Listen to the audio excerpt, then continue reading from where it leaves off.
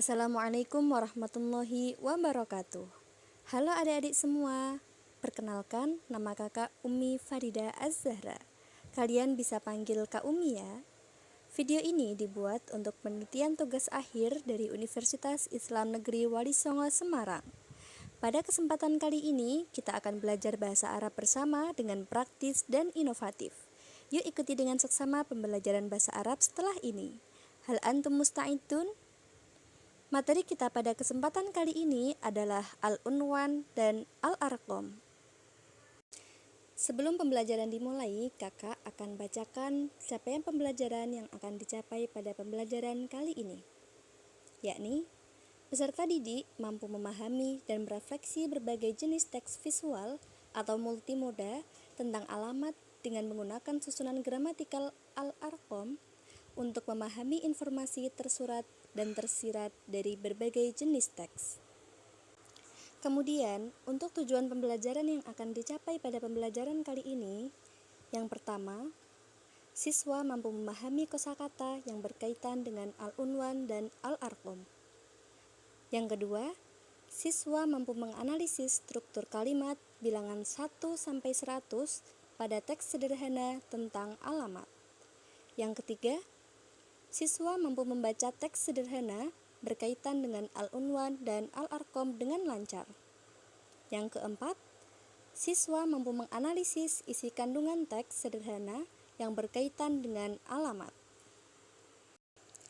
Nah, setelah memahami beberapa tujuan yang akan dicapai, tahap selanjutnya kita dengarkan dulu nih lagu bahasa Arab tentang Al-Arqam. Setelah mendengarkan, siswa dianjurkan untuk menirukan sebanyak 1 kali. Oke?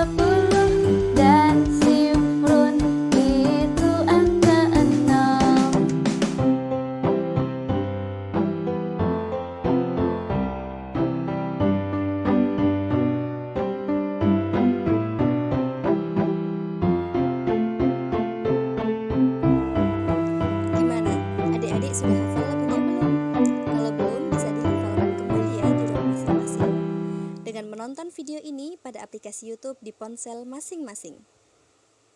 Setelah mendengarkan lagu tentang Al-Arqam, kita lanjut pada pembahasan Mahya Al-Arqam. Apa itu Al-Arqam?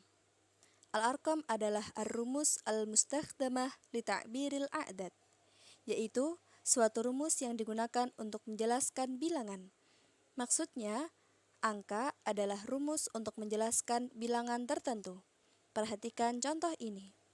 Wahidun, ithnani, salasah, dan seterusnya. Contoh ini adalah salah satu bentuk contoh dari Al-Arqam, seperti yang telah dinyanyikan tadi. Berikutnya adalah aqsamul a'dad, pembagian bilangan. Pembagian a'dad di sini ada 4 macam. Yang pertama yaitu a'dad mufrad atau bilangan satuan, seperti 1, 2, 3, 4, dan seterusnya. Yang kedua yaitu a'dad murakkab atau bilangan belasan, seperti 11, 12, 13, dan seterusnya. Yang ketiga yaitu a'dad aqd atau bilangan puluhan, seperti 20, 30, 40, dan seterusnya. Yang keempat yaitu a'dad ma'tuf atau bilangan athof, seperti 21, 32, 43, dan seterusnya. Mari kita jabarkan satu persatu macam-macam al-a'dad. Yang pertama ada bilangan satuan, terdiri dari wahidun, 1, ithnani, 2, salasah, 3, arba'ah, 4, khamsah, 5, sittah, 6, sab'ah, 7, samaniyah, 8, tis'ah, 9. Adik-adik wajib menghafalkan angka satuan ini ya, karena angka satuan ini menjadi penentu angka-angka yang akan kita bahas nanti. Selanjutnya ada bilangan belasan. Di samping ini adalah angka-angka yang termasuk dalam bilangan belasan. Ada ahada asyar, 11, ithna asyar, 12, salasata asyar, 13, arba'ata asyar, 14, khamsata asyar, 15, sittata asyar, 16, sab'ata asyar, 17, thamaniyata asyar, 18, dan tis'ata asyar, 19. Selanjutnya ada bilangan puluhan. Berikut adalah angka-angka yang termasuk dalam bilangan puluhan. Asyrah, 10, ishrun, 20, salasun, 30, arba'un, 40, khamsun, 50, sittun, 60, sab'un, 70, thamanun, 80, tis'un, 90, dan mi'atun, 100. Setelah adik-adik mempelajari macam-macam al-arqam, sekarang saatnya kita belajar tentang kosakata atau mufradat yang berkaitan dengan al-unwan dan al-arqam. Mufradat yang pertama ada unwanun, artinya alamat. Syari'un, artinya jalan. Baitun, artinya rumah. Raqmun, artinya nomor. Raqmul baiti, artinya nomor rumah. Hatifun atau telefon, artinya telepon. Jawalun atau mahmulun, artinya handphone. Madinatun, artinya kota. Qaryatun, artinya desa. Dan jironun, artinya tetangga. Sudah paham ya sekarang mufradat-mufradat yang berkaitan dengan al-unwan dan al-arqam. Kita akan lanjut pada pembahasan selanjutnya, yakni kaidah adat dan ma'dud. Adik-adik sudah tahu belum nih, apa itu adat dan ma'dud? Adat adalah suatu bilangan. Contohnya seperti angka 1, 2, 3, 11, dan lain-lain. Sedangkan ma'dud adalah sesuatu yang dibilang. Contohnya seperti 3 rumah, 4 buku, dan 5 botol. Nah, kata rumah di sini itu yang disebut sebagai ma'dud. Nah, dalam adat dan ma'dud, itu juga ada mudzakkar dan mu'annas loh. Seperti halnya pada bahasa Arab umumnya. Dan ciri-cirinya pun sama. Adat yang mu'annas terdapat tambahan tak marbuto di akhir kalimatnya. Contohnya seperti wahidatun, dan jika menjadi mudzakkar menjadi wahidun, dan begitu pula seterusnya. Thayyib, setelah mengetahui apa itu adat dan ma'dud, kita beralih pada kaidah-kaidah yang terdapat dalam adat dan ma'dud. Yang pertama adalah kaidah bilangan 1 dan 2. Kedua poin ini merupakan kaidah bilangan 1 dan 2, yaitu yang pertama, letak ma'dud berada di depan dan adat di belakang. Harokat adat dan ma'dud itu sama, begitu juga jenisnya. Intinya, adat itu mengikuti ma'dud. Penjelasan yang lebih rinci, simak contoh berikut. Sesuai kaidah pertama, yaitu ma'dud berada di depan dan adat berada di belakang. Dalam contoh tolibun wahidun, tolibun sebagai ma'dud berada di depan dan wahidun sebagai adat berada di belakang. Kemudian, kaidah kedua, yakni harokat dan jenis adat dan ma'dud harus sama. Dalam contoh tolibun wahidun, harokat tolib dan wahid sama-sama menggunakan dhammah. Juga jenisnya sama-sama mudzakkar atau laki-laki, dan jika perempuan sesuai contoh pada tabel di bawahnya, yaitu tolibatun wahidatun. Keduanya jenis kalimatnya sama-sama mu'annas. Kaidah selanjutnya adalah kaidah bilangan 3 sampai 10. Di bawah ini adalah kaidah bilangan 3 sampai 10. Kaidah bilangan 3 sampai 10 terkenal dengan sebutan kaidah silang. Berikut penjelasannya. Yang pertama, letak adat berada di depan dan ma'dud di belakang. Ma'dud diubah menjadi isim jamak. Adat berkebalikan dengan ma'dud. Apabila adat mudzakkar, maka ma'dud mu'annas. Begitupun sebaliknya. Ma'dud berkedudukan sebagai jer atau kasroh. Dan angka 3-10 mengikuti kaidah mudhof dan mudhof ilaih. Baik, mari kita jabarkan satu persatu menggunakan contoh berikut. Kaidah yang pertama yaitu letak adat berada di depan dan ma'dud di belakang. Kita lihat pada contoh pertama, salasu sebagai adat berada di depan dan tolibatin sebagai ma'dud berada di belakang. Kemudian kaidah kedua, ma'dud diubah menjadi isim jamak. Kita lihat pada contoh pertama, ma'dud tolibatin di sini menggunakan isim jamak mu'annas. Tidak boleh menggunakan isim mufrad tolibun. Kemudian kaidah ketiga, adat berkebalikan dengan ma'dud. Apabila adat mudzakkar, maka ma'dud mu'annas. Begitupun sebaliknya. Kita lihat pada contoh mu'annas pertama, pada lafadz salah satu tullabin, adat berupa mu'annas dan ma'dud berupa mudzakkar. Harus berkebalikan. Sebaliknya, kita lihat pada contoh mudzakkar yang pertama, pada lafadz salasu tolibatin, adat berupa mudzakkar, sedangkan ma'dudnya mu'annas. Kemudian, kaidah keempat, ma'dud berkedudukan jer atau kasroh.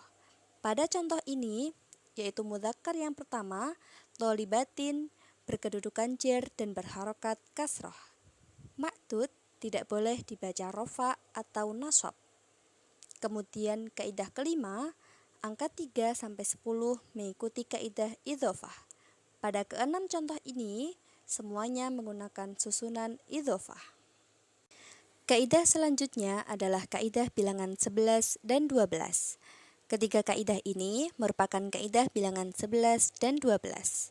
Yang pertama, dalam bilangan 11 dan 12, puluhan, satuan, dan ma'dudnya semuanya harus sama. Apabila ma'dud mudzakkar, maka adat yang terdiri dari satuan dan puluhan juga harus sama. Contoh, ahada asyara toliban. Dalam hitungan belasan, wahidun berubah menjadi ahadun dan wahidatun berubah menjadi ihda. Thayyib, mari kita jabarkan satu persatu menggunakan contoh di bawah ini. Kita mulai dari kaidah pertama, yaitu dalam bilangan 11 dan 12, puluhan, satuan, dan ma'dudnya semuanya harus sama. Kita terapkan pada contoh pertama, yaitu ahada asyara toliban. Lafadz ahada dan toliban pada contoh ini semuanya sama dari segi jenis, mudzakkar atau muannasnya, dan mufrad atau jamaknya.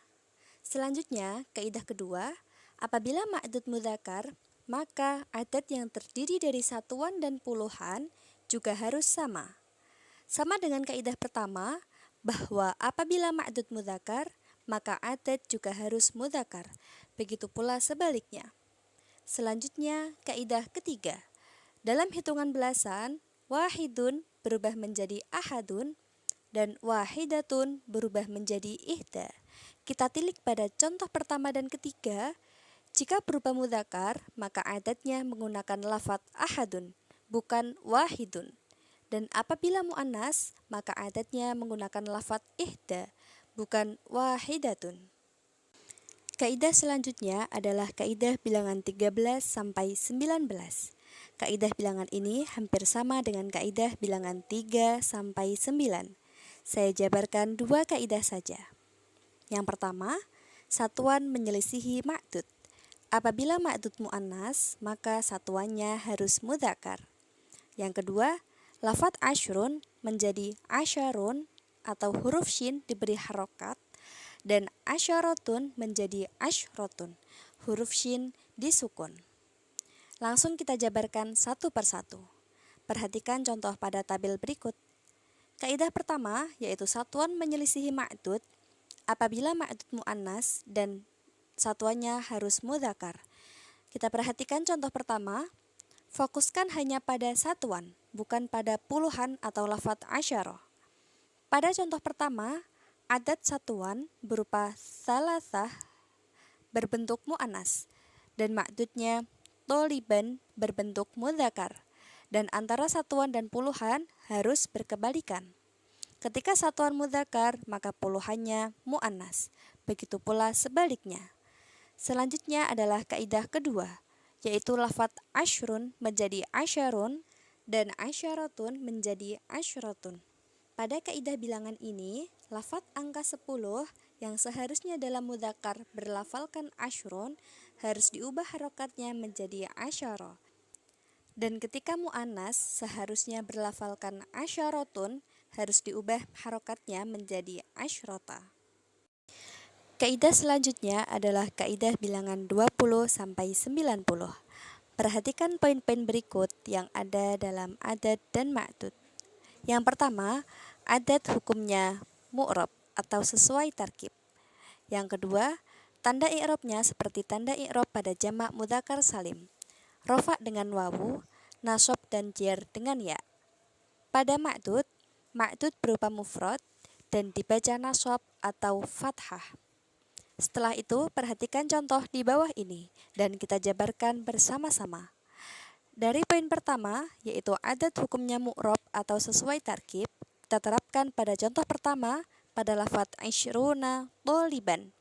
Adat isyruna hukumnya mu'rab atau bisa berubah-ubah harokatnya sesuai dengan kedudukannya. Misalkan dia hukumnya nasab berarti menjadi isyrina toliban. Seperti itu. Kita lanjut pada kaidah kedua, yaitu tanda i'rabnya seperti tanda i'rab pada jamak mudzakkar salim, atau rafa dengan wawu, nasab dan jar dengan ya. Kaidah ini jelas ya, tanda i'rab pada adat persis seperti tanda i'rabnya jamak mudzakkar salim. Kemudian, kaidah ketiga, yaitu ma'dud harus berupa mufrad. Pada contoh pertama, ma'dud toliban berupa mufrad, bukan menggunakan bentuk jamak tullabun. Dan kaidah yang terakhir yaitu ma'dud wajib dibaca nasab atau fathah. Di sini jelas ya. Setelah memahami kaidah-kaidah adat dan ma'dud, sekarang kita akan mempraktikkannya melalui bacaan atau qiraah singkat. Kita mulai dengan bacaan pertama. Harap disimak, dibaca dan ditirukan ya. Iqra al-fiqrah at-taliyah qiraatan sahihatan. Yang pertama, Luqman bin Hasan tilmidun fil madrasah al-mutawassithah al-islamiyah al-hukumiyah. Huwa tilmidus shafis sabi'. Luqman yaskunu ma'a usratihi fi Bandung. Wa unwanuhu Syari' Sudirman, Rokmu Ishrin, Bandung. Yang kedua, wa hadha Hanif bin Nasir, huwa shadiqu Luqman.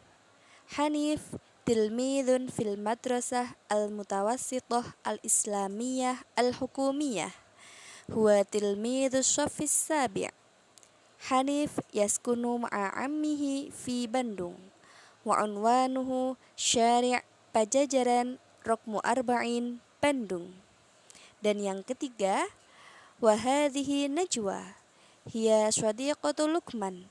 Najwa tilmidatun fil madrasah al-mutawassithah al-islamiyah al-hukumiyah.